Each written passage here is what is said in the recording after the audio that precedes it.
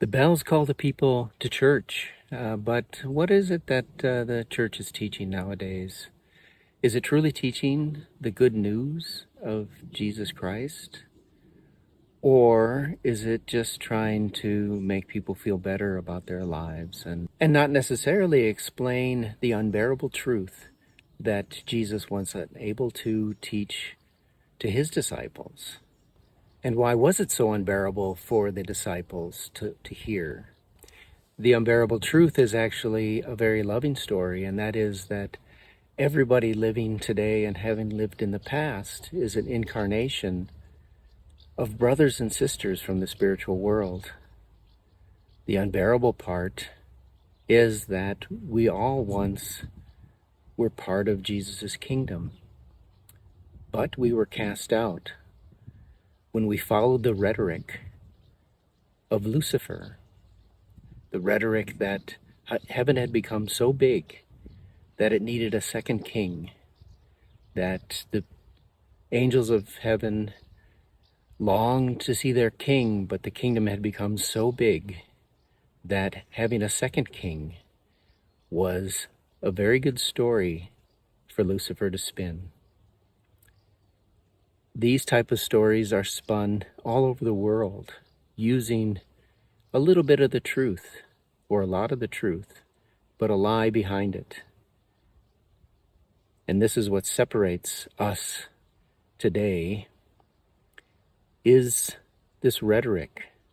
If we all knew the truth, if we all knew that we were brothers and sisters, that we were spiritual brothers and sisters, we wouldn't be killing each other. We wouldn't be fighting. We would be trying to help each other. And that is this unbearable truth that the churches don't want to tell you. They thrive on separation. They thrive on claiming that only they hold the truth. And they get their followers to pay them to maintain that lie. And it's really, really sad. But today, I think we're close to the beginning of a spiritual revolution.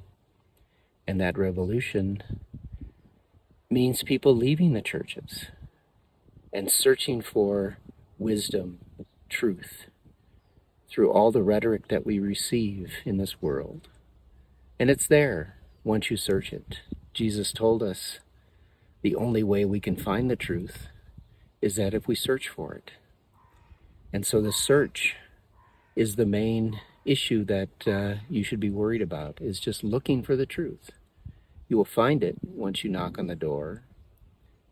And don't worry about finding the truth to begin with, but just start the journey. Look at the history. Look at what people do, not what they say. Look how people act.